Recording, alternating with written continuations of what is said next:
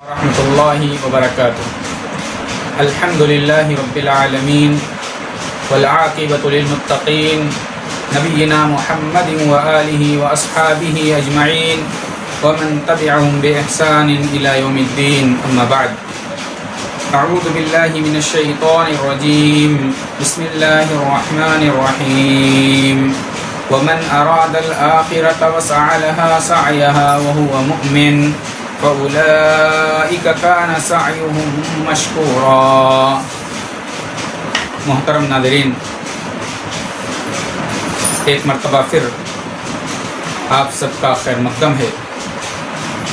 اللہ تعالی ہم سب کو خوش رکھے اور ہمارے درمیان جو وبا پھیلی ہوئی ہے، اللہ تبارک و تعالی اس وبا سے ہم سب کو جلد از جلد نجات دے دے۔ محترم ناظرین، رمضان المبارک آنے والا ہے، یا یوں سمجھیے کہ بس آ ہی چکا ہے۔ یہ رمضان المبارک خیر و برکت والا مہینہ ہے، جہنم سے آزادی، شیطان سے نجات کا مہینہ ہے، شیطان کو قید و بند کیے جانے والا مہینہ ہے۔ یہ مہینہ اللہ تبارک و تعالیٰ کی طرف سے ہمارے لیے ایک ہدیہ اور تحفہ ہے۔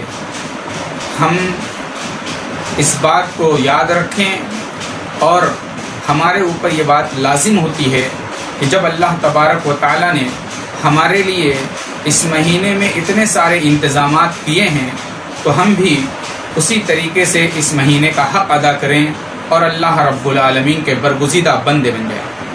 محترم ناظرین، رمضان المبارک کے آتے ہی وہ مسلمان بھی جو دین سے غافل تھے، جو نیک اعمال سے غافل تھے، وہ نیک اعمال کی طرف رغبت کرنے لگتے ہیں، نماز، روزہ، صدقہ و خیرات اور دیگر نیک اعمال کی جانب راغب ہوتے ہیں۔ ہم سب کو اس موقع پر سب سے پہلے یہ دیکھنا چاہیے کیا جو عمل ہم کر رہے ہیں اس عمل پر قبولیت کی مہر لگی ہوئی ہے، یا یہ عمل ہمارا ایسے ہی رائگاں نہ ہو جائے۔ محترم ناظرین، ہم بہت سارے عمل کرتے ہیں، نیک عمل کرتے ہیں، لیکن وہ نیک عمل کبھی کبھی ایسا ہوتا ہے کہ قبولیت کے درجے تک نہیں پہنچتا، بلکہ اللہ رب العالمین کے یہاں اور ردی کے ٹوکری میں ڈال دیا جاتا ہے۔ اسی بات کو اللہ تبارک و تعالی نے قرآن مقدس کے اندر ارشاد فرمایا، عاملۃ ناصبہ، جب قیامت قائم ہوگی، جب میدان محشر قائم ہوگا، حساب و کتاب کا دن قائم ہوگا، رب العالمین کے سامنے لوگ حساب و کتاب لینے کے لیے لائن میں لگے ہوئے ہوں گے، تو کچھ ایسے لوگ بھی آئیں گے جن کے پاس بہت سارے عمل ہیں۔ اللہ تبارک و تعالیٰ کہتا ہے ایسے لوگ عمل کر کے تھکے ہوئے ہوں گے، یعنی عمل تو بہت کیا ہوگا، نیک عمل تو بہت کرنے کی کوشش کی ہوگی، لیکن وہ عمل ایسا تھا جو ان کی عالمین کی نظر میں وہ عمل نیک نہیں تھا، رب العالمین کی نظر میں وہ عمل صحیح نہیں تھا، اس لیے اللہ رب العالمین کے ہاں اسے ردی کے ٹوکری میں ڈال دیا جائے گا۔ تو محترم ناظرین، رمضان المبارک کا محترم مہینہ، مقدس مہینہ آ رہا ہے۔ اس مہینے میں ہم عبادت کریں گے اور سب کوشش کرتے ہیں کہ عبادت کریں، اللہ کو راضی کر لیں۔ تو سب سے پہلے ہمیں یہ دیکھنا ہوگا کہ جو عبادت کرنے جا رہے ہیں کیا یہ عبادت ہماری قبول ہوگی یا نہیں۔ اس مناسبت سے آج کا موضوع بنتا ہے کہ اعمال کی قبولیت کے شرائط کتنے ہیں، کون کون سے ایسی شرطیں ہیں جن کے ذریعے سے اللہ رب العالمین ہمارے عمل کو قبول فرمائے گا، اور جن کو ہم عمل میں لا کر کے یہ کہہ سکتے ہیں کہ اللہ رب العالمین یہ عمل قبول کرے گا، یعنی ہم نے ان شرطوں کو پورا کیا۔ تو محترم ناظرین، سورہ اسراء کی جو آیت کریمہ، سورہ بنی اسرائیل کی جو آیت کریمہ میں نے پڑھی ہے، من اراد الآخرۃ وسعى لها سعيها وهو مؤمن فاولئک کان سعیهم مشکورا، اس آیت کریمہ میں اللہ تبارک و تعالی نے مومنین کے اعمال کے قبول ہونے کی 3 شرطیں بتائی ہیں، اور یہ 3 شرطیں جن کے عمل میں آ جائیں اللہ رب العزت والجلال اس کے عمل کو قبول کرے گا۔ 100% گارنٹی ہے کہ اللہ رب العالمین اس کے عمل کو قبول کرے گا۔ آئیے دیکھتے ہیں کیا ہے۔ من اراد الآخرۃ، جو آخرت کا ارادہ رکھتا ہے، یعنی جس کی نظروں کے سامنے آخرت ہو، آخرت کی تیاری، آخرت کی فکر، آخرت میں نجات کی فکر، تو پہلی شرط یہ ہے کہ جو ارادہ رکھتا ہو آخرت کا، تو آخرت کا ارادہ رکھنے والا جو دنیا کے اندر نیک عمل کرے گا تو آخرت کو پانے کے مقصد سے کرے گا اور اس کے عمل کے اندر اخلاص ہوگا۔ تو پہلی شرط اعمال کے قبول ہونے کی اخلاص ہے۔ دوسری شرط وسعى لها سعيها، اور اس کی ویسے ہی کوشش کرے، یعنی آخرت میں کامیابی کی ویسے ہی کوشش کرے۔ کیسی کوشش ہونی چاہیے؟ کوشش بھی نبی کریم جناب محمد الرسول اللہ صلی اللہ علیہ وسلم کے بتائے ہوئے طریقے کے مطابق ہونی چاہیے۔ نبی نے نماز کیسے پڑھی، نبی نے روزہ کیسے رکھا، نبی نے زکوٰۃ کیسے دی، نبی نے صدقہ و خیرات کے بارے میں کیا ترغیب بتائی اور صدقہ و خیرات کیسے کیا، اس طریقے سے نیک اعمال اللہ کے نبی جناب محمد الرسول اللہ صلی اللہ علیہ وسلم کی احادیث پر پرکھ کر کے کیا جائے تو اعمال کی قبولیت کا یقین ہوتا ہے۔ اور تیسری شرط وہو مومن، آخرت کا ارادہ رکھنے والا ہو اور ویسی کوشش کرے جیسی کوشش کرنی چاہیے، یعنی سنت کے مطابق، اور تیسری شرط مومن بھی ہو۔ پہلی دو شرطیں پائی گئی اور تیسری شرط نہیں پائی گئی تو یاد رکھیے گا کبھی عمل قبول نہیں ہوگا۔ تو معلوم ہوا کہ ہمارے اعمال قبول ہوں گے جب اعمال میں یہ تین شرطیں پائی جائیں۔ تو من جملہ یہ کہا جا سکتا ہے پہلی شرط توحید، دوسری شرط اخلاص، اور تیسری شرط نبی کریم صلی اللہ علیہ وسلم کی سنت کے مطابق کیا گیا عمل اللہ رب العالمین کے یہاں قبول ہوتا ہے۔ تو آئیے دیکھتے ہیں پہلی شرط توحید۔ یہ توحید ہے کیا؟ توحید کی تعریف میں مختلف باتیں علماء کرام نے کہی ہیں، لیکن میں ایک تعریف پر اکتفا کرتا ہوں۔ توحید کہتے ہیں اللہ تبارک و تعالیٰ کو اس کی ربوبیت میں، اس کی الوہیت میں اور اس کے اسماء و صفات میں یکتا اور تنہا ماننا۔ ربوبیت کو، الوہیت کو اور اسماء و صفات کو اللہ رب العزت والجلال کے لیے خاص کر لینا۔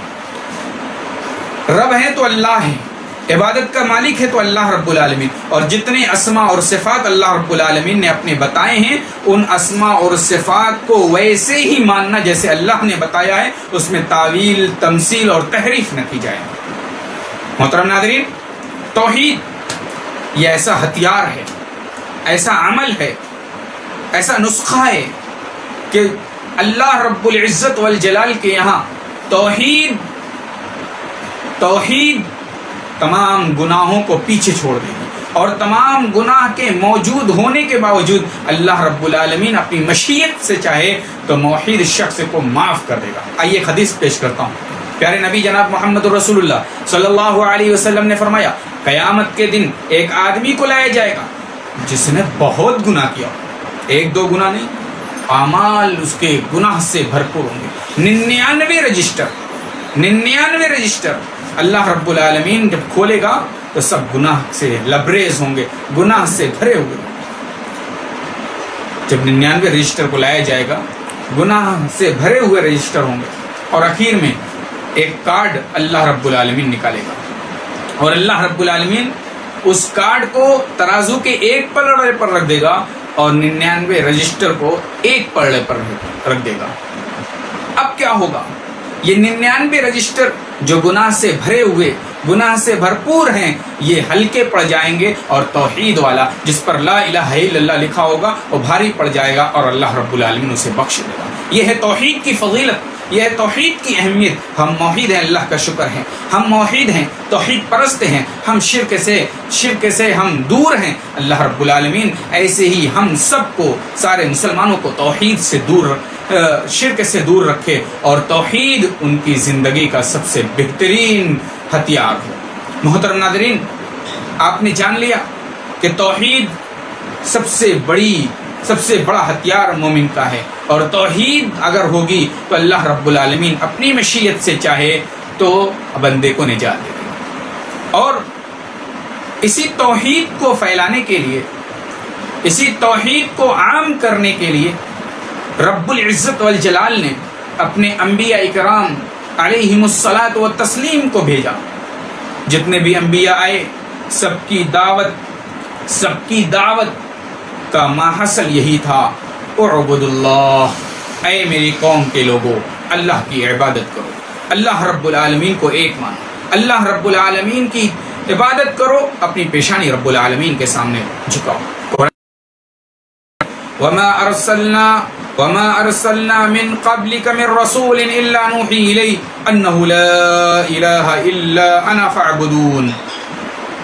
وما ارسلنا من قبلك من رسول، اے محمد رسول اللہ صلی اللہ علیہ وسلم، ہم نے آپ سے پہلے جتنے بھی انبیاء کو بھیجا، جتنے بھی رسولوں کو میں نے بھیجا، وہ سارے کے سارے رسول یہی دعوت دیتے تھے، اے میری قوم کے لوگوں لا الہ الا اللہ کا اقرار کرو، لا الہ الا اللہ کو مان لو، اللہ کی عبادت کرو، اللہ کو ایک جانو، اللہ کو مشکل کشا جانو، اللہ کو روزی رسائی دینے والا جانو، اللہ کو مصیبت اور ہلاکت سے نجات دینے والا مانو، اللہ رب العالمین پر اعتماد کرو. وہی رب العالمین کی ذات ہے جو ہم سب کو ہلاکت سے، ہم سب کو مصیبت سے، ہم سب کو پریشانیوں سے نجات دے سکتی ہے، وہ رب العالمین کی ذات ہے. تمام انبیاء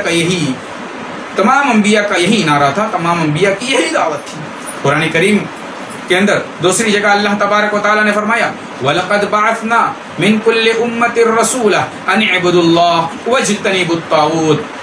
اللہ کہتا ہے وَلَقَدْ بَعَثْنَا فِي كُلِّ أُمَّةٍ رَسُولًا، ہم نے ہر امت میں رسول کو بھیجا. کیوں بھیجا؟ اس لیے بھیجا ان اعبدوا اللہ، تاکہ لوگ اللہ کی عبادت کرنے لگے، اللہ رب العالمین کو یاد کرنے لگے، اللہ کے سامنے اپنی اس بہترین پیشانی کو جو اللہ تبارک و تعالیٰ نے جسم کے سب سے اوپری حصے میں جس کو اتنا، اس مقدس پیشانی کو مقدس رب، اس رب العزت والجلال کے سامنے جھکائیں. واجتنبوا الطاغوت، اور شیطان اور طاغوت سے پرہیز کریں، اجتناب کریں. تو محترم ناظرین، یہ بات واضح ہو گئی کہ تمام انبیاء کی دعوت کا محصل، تمام انبیاء کی دعوت کا نعرہ صرف یہی تھا کہ لا الہ الا اللہ، اللہ کے علاوہ کوئی معبود نہیں، اللہ رب العالمین ہی عبادت کے لائق ہے. محترم ناظرین،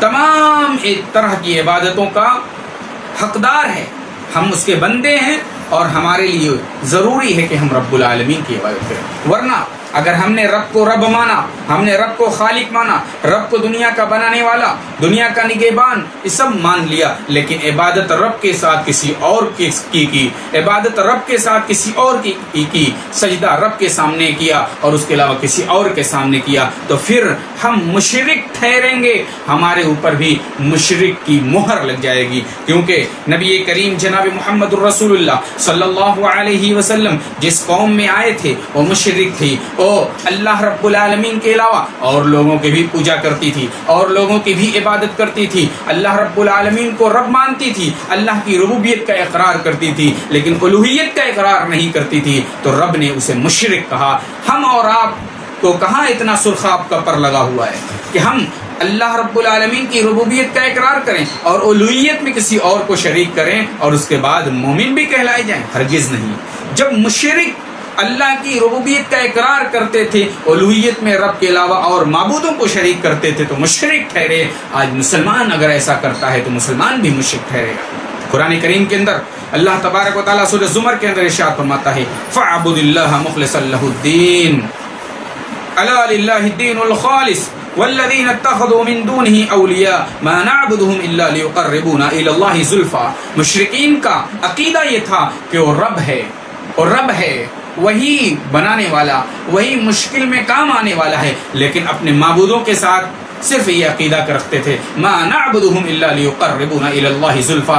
ہم ان معبودوں کی، اپنے ہاتھ سے تراشے ہوئے معبودوں کی صرف اس لیے عبادت کرتے ہیں تاکہ ہماری دعا کو اس رب العالمین کے سامنے پیش کر دیں. ما نعبدهم الا ليقربونا الى الله زلفا. ہم عبادت اس لیے کرتے ہیں تاکہ وہ رب العالمین سے ہمارا رشتہ استوار کر دیں، ہمیں رب العالمین سے قریب کر دیں.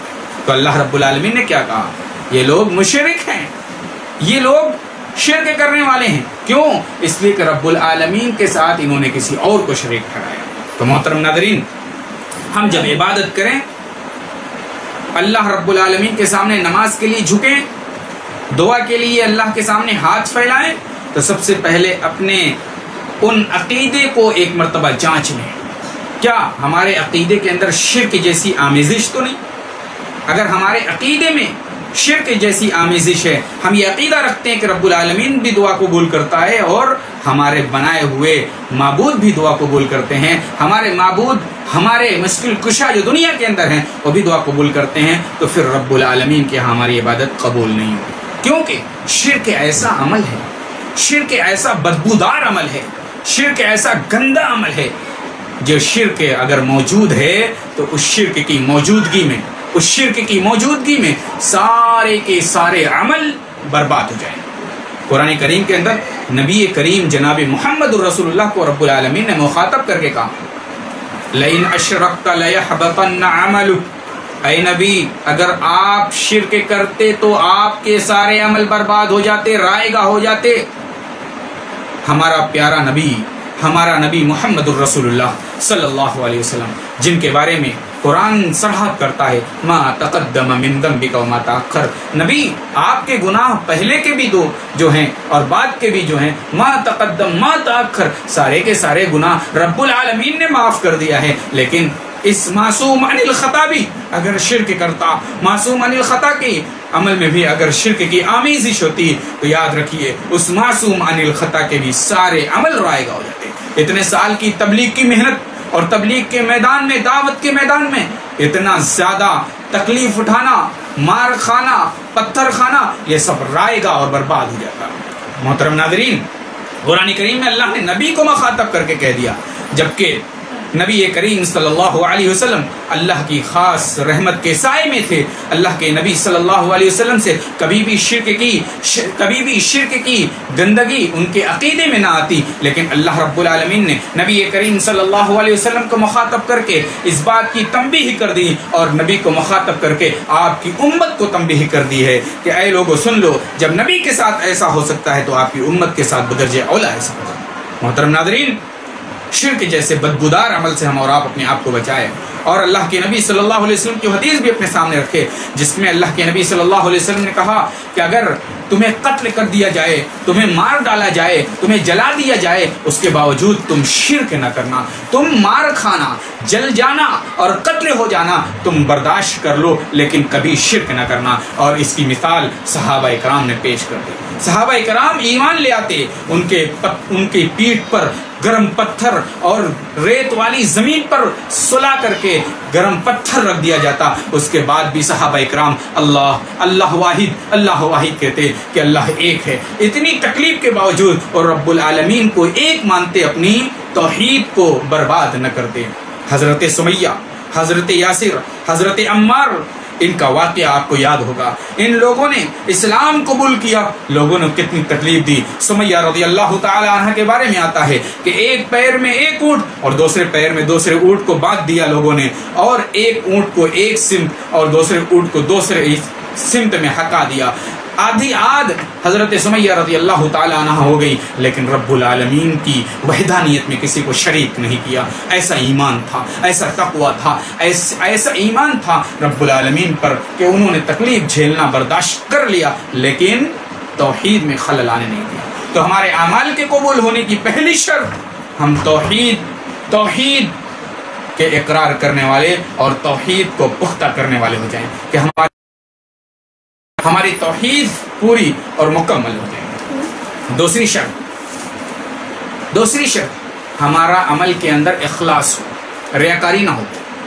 اخلاص ہوگا تبھی ہمارے عمل قبول ہوں گے، ورنہ اخلاص کے بغیر ہمارے عمل قبول نہیں ہوں گے، اور ریاکاری والا عمل اللہ رب العالمین کے ہاں بہت ہی خطرناک ثابت ہوگا، اس حیثیت سے کہ ریاکاری کرنے والا جہنم کا مستحق ہے۔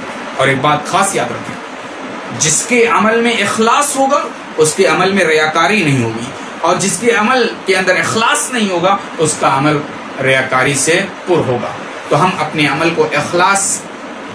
کے اندر اخلاص لے آئیں، ہمارے اندر اخلاص ہو تاکہ اللہ رب العالمین قبول کرے۔ میں بہت زیادہ باتیں نہیں کروں گا، ایک حدیث آپ کے سامنے پیش کرتا ہوں۔ پیارے نبی جناب محمد رسول اللہ صلی اللہ علیہ وسلم کہتے ہیں قیامت کے دن 3 شخص کو لایا جائے گا اور 3 شخص کا پہلے فیصلہ ہوگا۔ ایک ان میں سے عالم ہوگا، دوسرا مالدار ہوگا، اور تیسرا ہٹا کٹا جسم والا ہوگا، مضبوط جسم والا ہوگا۔ جب اللہ رب العالمین ان تینوں کو بلائے گا باری باری، مولوی صاحب کو، عالم کو بلائے گا، اے مولوی صاحب، اے عالم، میں نے تمہیں قرآن کا علم دیا، تم نے اس قرآن کا علم کیا کیا؟ قرآن کے علم سے کیسے فائدہ اٹھایا؟ عالم صاحب بڑے خوش ہو کر کے کہیں گے اے اللہ، میں نے قرآن پڑھا، میں نے قرآن دوسروں کو پڑھایا، میں خود پڑھتا تھا، دوسروں کو پڑھاتا تھا۔ اللہ کہے گا قدیر تو جھوٹ بول رہا ہے، تو نے قرآن اس لیے پڑھا، اس لیے پڑھایا تاکہ دنیا کے اندر تمہاری آؤ بھگت ہو، دنیا کے اندر تمہیں قاری صاحب کہا جائے، دنیا کے اندر تمہیں مولوی صاحب کہا جائے، دنیا کے اندر تمہاری آؤ بھگت ہو۔ تم نے دنیا کے لیے کیا تھا، دنیا میں یہ سارے عمل، یہ سارے خواہشات تمہیں مل گئی، تمہاری آؤ بھگت بھی بھئی، تمہیں مولوی صاحب اور عالم صاحب اور قاری صاحب بھی کہا گیا، اب جاؤ، تمہارا دنیا کے اندر تمہیں حصہ مل گیا، اب ہمارے پاس کچھ نہیں۔ فرشتے سے اللہ رب العالمین کہے گا اے میرے فرشتوں، اٹھو جاؤ، انہیں اٹھاؤ اور گھسیٹتے ہوئے جہنم میں پھینک دو۔ دیکھا آپ نے، عالم جی تھے، مولوی صاحب تھے، قرآن پڑھاتے تھے، کتنا اچھا عمل۔ قرآن نبی کریم صلی اللہ علیہ وسلم نے فرمایا کہ سب سے بہترین عمل ہے، سب سے بہترین کام یہ ہے کہ آدمی قرآن سیکھے اور قرآن سکھلائے۔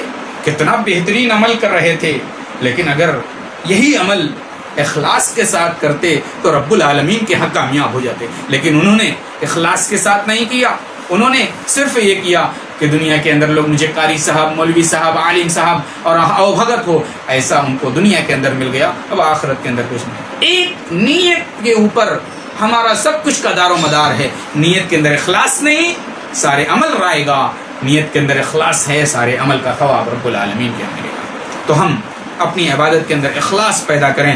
قرآن کریم کے اندر اللہ تبارک و تعالیٰ نے مختلف مقامات پر اخلاص کا حکم دیا ہے، فَاعْبُدُوا اللَّهَ مُخْلِصًا لَهُ الدِّينَ أَلَا لِلَّهِ الدِّينُ الْخَالِصُ۔ سورہ بینہ کے اندر اللہ رب العالمین نے فرمایا وَمَا أُمِرُوا إِلَّا لِيَعْبُدُوا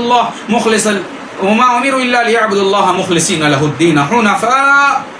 اللہ تبارک و تعالیٰ نے اور مختلف مقامات پر اخلاص کا حکم دیا ہے تاکہ اخلاص کے ذریعے سے بندے کے عمل محفوظ ہو جائیں، رائگاں اور برباد نہ ہوں۔ محترم ناظرین، اگر ہمارے عمل کے اندر اخلاص ہوگا، ہم مخلص ہوں گے اپنے عمل میں، تو ہمیں کبھی بھی شیطان بہکا نہیں سکتا، کبھی بھی شیطان ہمیں اغوا نہیں کر سکتا۔ قرآن اس کی صراحت کرتا ہے لَأُغْوِيَنَّهُمْ أَجْمَعِينَ إِلَّا عِبَادَكَ مِنْهُمُ الْمُخْلَصِينَ۔ اخلاص کی فضیلت ہے۔ اللہ تبارک و تعالیٰ کہتا ہے شیطان نے جب مجھ سے وعدہ کیا کہ مجھے چھوڑ دو رب العالمین، مہلت دے دو، میں نے کہا جاؤ، تمہیں مہلت ہے، تمہیں مہلت ہے، قیامت تک کے لیے مہلت ہے۔ اس نے کہا میں تیرے بندے کو بہکاتا رہوں گا، دائیں سے بہکاؤں گا، بائیں سے بہکاؤں گا، ہر طرف سے بہکاؤں گا، لَأُغْوِيَنَّهُمْ أَجْمَعِينَ، سارے راستے میں اختیار کر لوں گا ان کو اغوا کرنے کا، ان کو بہکانے کا۔ إِلَّا عِبَادَكَ مِنْهُمُ الْمُخْلَصِينَ، مگر تیرے مخلص بندے جو ہوں گے، تیرے خالص بندے جو ہوں گے، وہ کبھی بھی میرے بہکاوے میں نہیں آ سکتے۔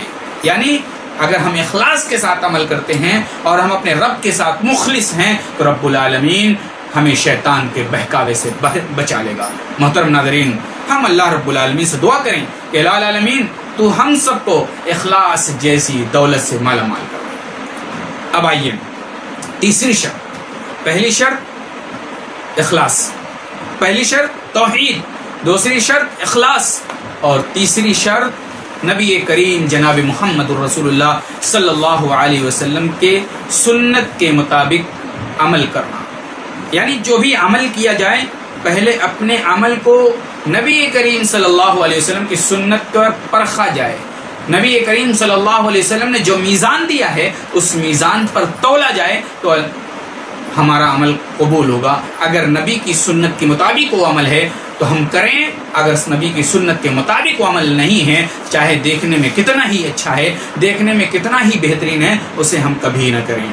مثال کے طور پر بہت ساری نمازیں پڑھی جاتی ہیں، صلاۃ الالفیہ کے نام سے، صلاۃ الرقائق کے نام سے، ہزاری نماز کے نام سے، ہزاری روزہ کے نام سے، یہ ساری چیزیں کی جاتی ہیں۔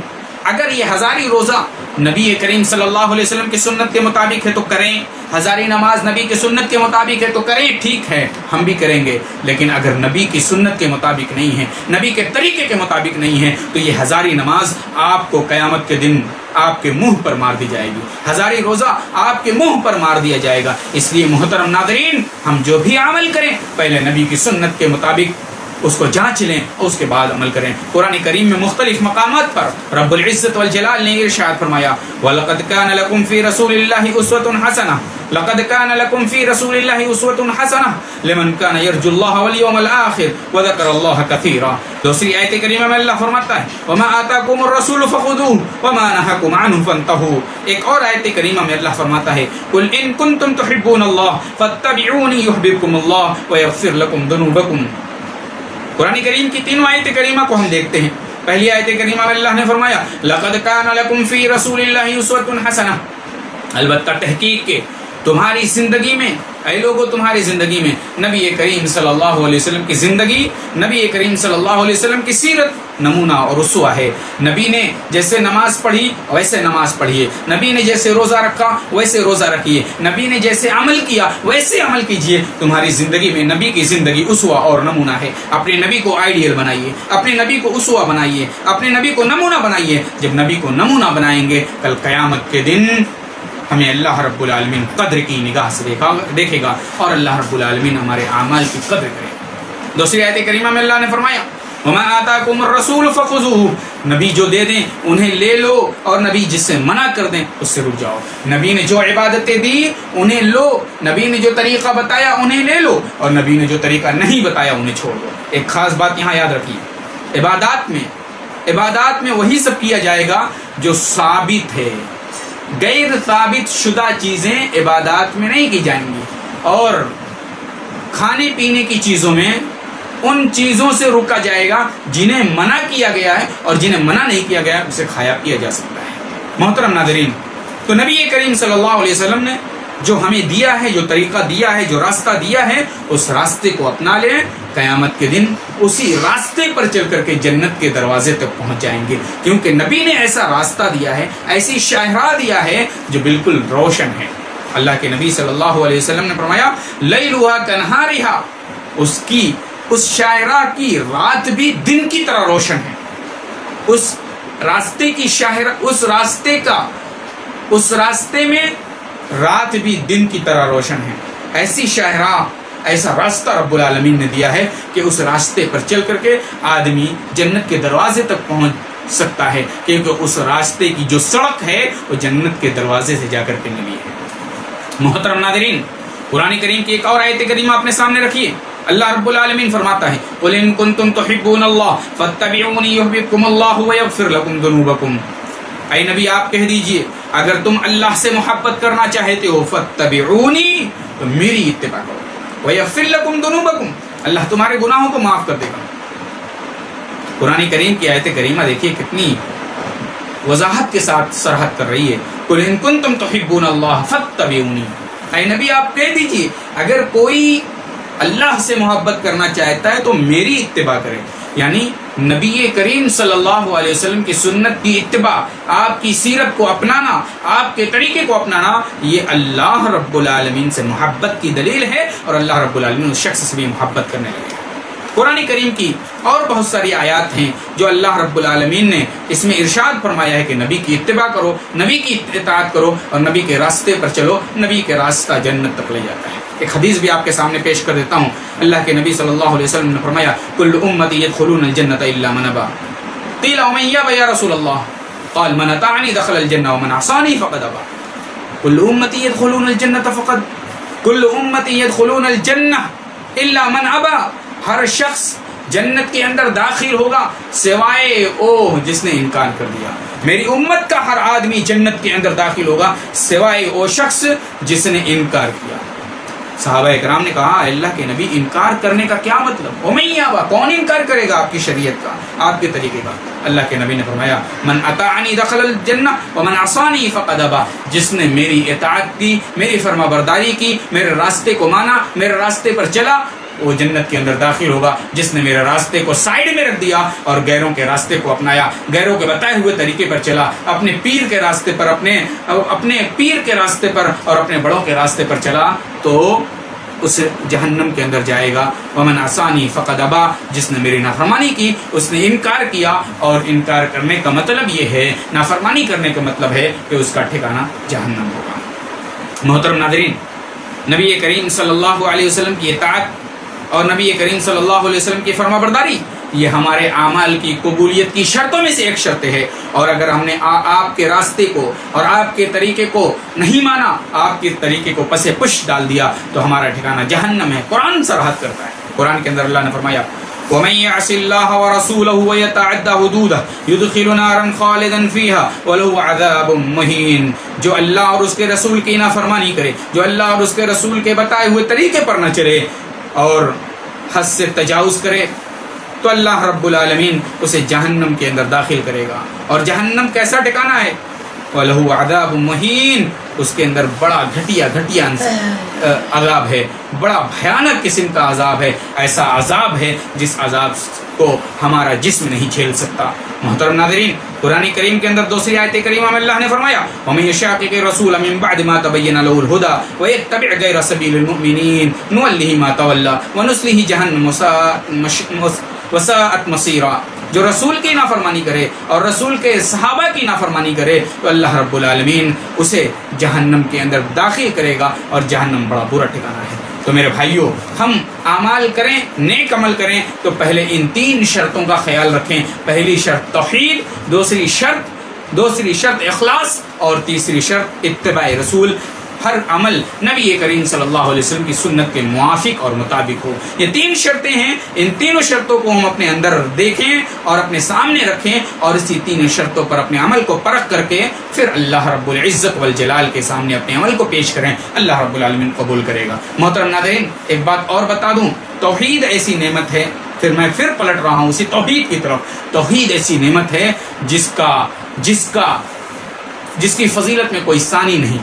یہ ایسی اہمیت والی چیز ہے کہ اس سے انسان اللہ رب العالمین کا محبوب بندہ بن جاتا ہے۔ اسی لیے نبی کریم صلی اللہ تعالی علیہ وسلم نے چھوٹے بچے کو بھی توحید کی تعلیم دیتے تھے، اور بچپن سے ہی توحید کے راستے کو بتاتے تھے، بچپن ہی سے توحید اس کے دل کے اندر جاگوزی کرتے تھے۔ قرآن اللہ کے نبی صلی اللہ علیہ وسلم کی ایک حدیث ہے، اسی حدیث پر اپنی بات ختم کرتا ہوں۔ ترمذی شریف کی روایت ہے، حضرت عبداللہ ابن عباس رضی اللہ تعالیٰ عنہ راوی حدیث ہے، وہ کہتے ہیں کہ ایک مرتبہ نبی کریم صلی اللہ علیہ وسلم کے ساتھ جا رہا تھا، آپ کی اونٹنی پر یا اونٹ پر یا سواری پر بیٹھا ہوا تھا، ردیف بنا ہوا تھا۔ اللہ کے نبی نے اچانک کہا یا غلام انی اعلمک بکلمات، اے بچے میں تمہیں چند کلمات سکھانا چاہتا ہوں، چند باتیں سکھانا چاہتا ہوں، سنو، غور سے سنو۔ وہ کلمات کیا تھے؟ اللہ کے نبی نے فرمایا احفظ اللہ یحفظک، احفظ اللہ تجد تجاہک، تم اللہ کی حفاظت کرو، اللہ کو اپنے سامنے پاؤ، یعنی اللہ رب العالمین کے دین کی حفاظت کرو گے، اللہ تمہاری مدد کرے گا، تمہاری نصرت کرے گا، تمہاری حمایت کرے گا، اور تم پر اللہ کی رحمت ہوگی۔ اور آگے اللہ کے نبی نے فرمایا وَإِذَا سَأَلْتَ فَاسْأَلِ اللَّهَ، جب سوال کرو تو رب العالمین سے سوال کرو، رب العالمین سے سوال کرو۔ دوسری حدیث میں اللہ کے نبی نے فرمایا ایک جوتے کا تسمہ بھی ٹوٹ گیا ہو تو اسے مانگنا ہو تو رب العالمین سے مانگنا۔ اذا سألت فاسأل اللہ، سوال کرو تو اللہ سے سوال کرو۔ وَإِذَا اسْتَعَنْتَ فَاسْتَعِنْ بِاللَّهِ، جب مدد چاہو تو اللہ سے چاہو۔ کورونا وائرس کی بیماری، مہلک وبا ہمارے سامنے موجود ہے، ہمارے درمیان موجود ہے، اور یہ کہہ لیا جائے کہ اپنے محلے تک آ چکی ہے تو یہ کوئی بیجا بات نہیں ہے۔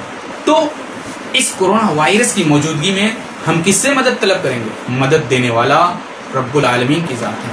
اس وقت جتنے بناوٹی مددگار تھے سب نے اپنا ہاتھ اٹھا لیا، جتنے بناوٹی مددگار تھے کسی کے اندر اتنی طاقت نہیں ہے کہ اللہ رب العالمین نے جو عذاب کی شکل میں کورونا وائرس نازل کیا ہے اس کو دور کر سکے، اس کو ختم کر سکے۔ سب نے اپنا ہاتھ اٹھا لیا، یعنی کسی کے اندر کوئی طاقت ہی نہیں ہے۔ اللہ سے مانگو. اللہ کے نبی نے کہا وَإِذَا اسْتَعَنْتَ فَاسْتَعِنْ بِاللَّهِ، مدد طلب کرو تو رب العالمین سے مدد طلب کرو. اور آگے اللہ کے نبی فرماتے ہیں وَاعْلَمْ أَنَّ الْأُمَّةَ لَوِ اجْتَمَعَتْ عَلَىٰ أَن يَنفَعُوكَ بِشَيْءٍ لَمْ يَنفَعُوكَ بِشَيْءٍ إِلَّا قَدْ كَتَبَهُ اللَّهُ لَكَ. پوری دنیا کے لوگ، تمام لوگ مل کر کے اگر کسی کو نفع پہنچانا چاہیں تو نفع نہیں پہنچا سکتے مگر اتنا ہی جتنا تقدیر میں لکھا ہوا ہے. اور پوری دنیا کے لوگ مل کر کے کسی کو نقصان پہنچانا چاہیں تو نقصان نہیں پہنچا سکتے مگر اتنا ہی جتنا رب العالمین نے تقدیر میں لکھ دیا ہے. اللہ کے نبی صلی اللہ علیہ وسلم کی حدیث اپنے سامنے رکھیں. اللہ کے نبی صلی اللہ علیہ وسلم کی حدیث اپنے سامنے رکھیں اور اللہ کے نبی صلی اللہ علیہ وسلم کی حدیث کو سامنے رکھ کر کے سوچئے. چھوٹے سے بچے حضرت عبداللہ ابن عباس 12-13 سال کے تھے، ایک چھوٹے سے تھے. اللہ کے نبی نے انہیں توحید کی تعلیم دی اور یہ ایک حدیث، یہی ایک حدیث اگر ہم اپنے دل سے پڑھ لیں اور سچے دل سے پڑھ لیں، اس کے معنی اور مفہوم پر غور کر لیں تو کبھی ہم غیر اللہ کی جانب بھٹکیں گے نہیں. کبھی مزاروں پہ، کبھی قبروں پہ، کبھی بناوٹی جنت کے دروازے کے پاس نہیں جائیں گے. بس رب العالمین کی جنت کے محتاج ہوں گے اور جب رب العالمین کی جنت کے طلبگار ہوں گے اور اس بات کے طلبگار ہوں گے رب العالمین جب ہمارا حساب و کتاب ہو، جب ہمارا حساب و کتاب ہو تو اے اللہ ہمارے لیے جنت کے دروازے کو کھول دے. اللہ تعالیٰ سے دعا ہے الہ العالمین تو ہم سب کے اعمال کو قبول فرما لے. اے اللہ جو ہم نے ٹوٹے پھوٹے عمل کیے ہیں اے اللہ ان عمل کو قبول فرما لے اور اے اللہ ہم سب کو ان شرطوں کے ساتھ توحید، اخلاص اور موافقت نبی یعنی نبی کی سنت اپنے عمل کو کرنے کی توفیق عطا فرما. السلام علیکم ورحمۃ اللہ وبرکاتہ.